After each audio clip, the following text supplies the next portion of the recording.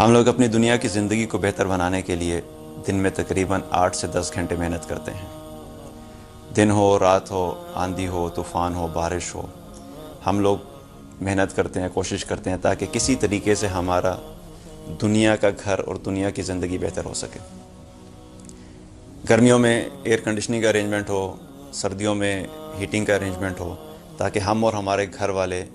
سکون سے، آرام سے اس گھر میں زندگی بسر کر سکیں۔ ایک گھر وہ ہے جو مرنے کے بعد جس میں ہم سب نے جانا ہے، وہ ہے قبر۔ کل نفس ذائقۃ الموت، ہر نفس نے موت کا مزہ چکھنا ہے، اور الٹیمیٹلی اس گھر میں ہم سب نے جانا ہے۔ جیسے ہم اس دنیا میں اس گھر میں رہنے کے لیے ارینجمنٹ کرتے ہیں،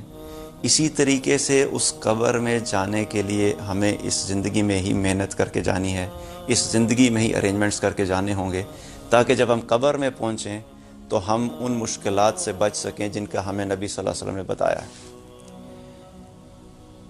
اسی تیاری کے سلسلے میں رسول اللہ صلی اللہ علیہ وسلم نے ہمیں کچھ اعمال بتائے جن کو ہم اختیار کر سکتے ہیں، اور اپنے اس گھر کے لیے جہاں جانے سے پہلے ہی انتظامات کر سکتے ہیں کہ اللہ تعالی ہمیں وہاں پر عذاب سے بچائے، وہاں کی مشکلات سے بچائے۔ رسول اللہ صلی اللہ علیہ وسلم نے فرمایا سورہ ملک کے بارے میں، سورہ ملک جو ہے وہ آپ صلی اللہ علیہ وسلم کا معمول تھا، وہ سونے سے پہلے پڑھا کرتے تھے، اور اس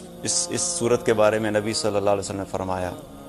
کہ قرآن مجید میں ایک ایسی سورت ہے جس کی 30 آیات ہیں، اور وہ اپنے پڑھنے والے کے لیے سفارش کرتی رہتی ہے، شفاعت کرتی رہتی ہے، یہاں تک کہ اس کو بخش دیا جاتا ہے،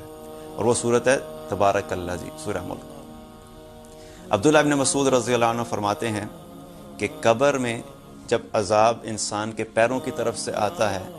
تو یہ صورت اس کو کہتی ہے کہ تمہارے لیے یہاں سے آنے کا کوئی راستہ نہیں ہے، کیونکہ یہ شخص سورہ ملک پڑھا کرتا تھا۔ پھر جب عذاب سینے کی طرف سے آتا ہے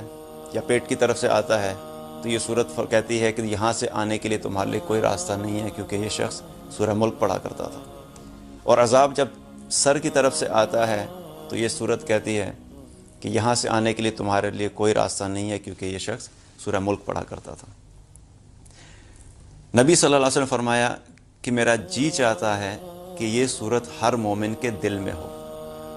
ہر مومن کے دل میں ہو یہ صورت۔ اور آپ صلی اللہ علیہ وسلم سورہ ملک اور سورہ سجدہ پڑھے بغیر رات کو نہیں سویا کرتے تھے۔ اب سورہ ملک پڑھنے میں تقریباً 4 سے 5 منٹ لگتے ہیں۔ دنیا کی زندگی کو بہتر بنانے کے لیے 8 سے 10 گھنٹے، اور آخرت کی زندگی کو بہتر بنانے کے لیے ہم صرف 5 منٹ نہیں گزار سکتے۔ اپنی زندگی میں ایک معمول بنائیں